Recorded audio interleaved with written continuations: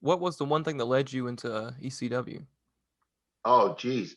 Um, I knew I'd meet up with Chili Willie and we'd have some great matches. Uh, no, I never actually, Chili, I don't know about you, how you got involved with Uh-huh. ECW and your road. I'm sure we talked about this before, but Right. I never wanted to go to ECW.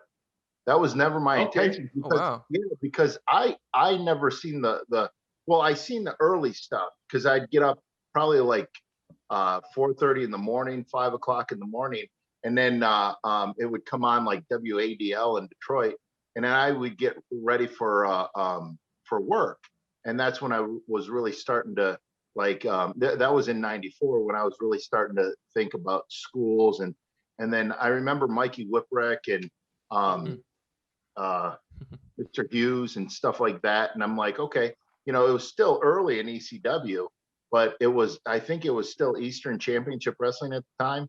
So Okay. it Yeah. looked like an independent show. And I started learning about independent shows. And well, that's what it was. But the product level or the production level wasn't high.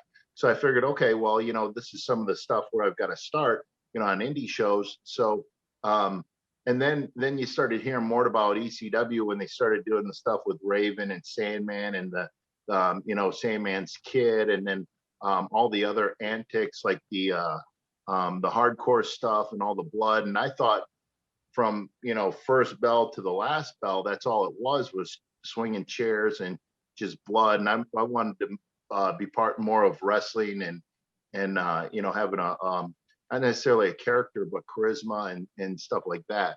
So in '98, that's when I realized that it wasn't just that. Ulf Herman, he was telling me because he went over in '98 and then he came back to Germany to wrestle, Mhm. and he was telling me how there might be one match like that, but a lot of them, you had your Dean Malenkos, they were already gone.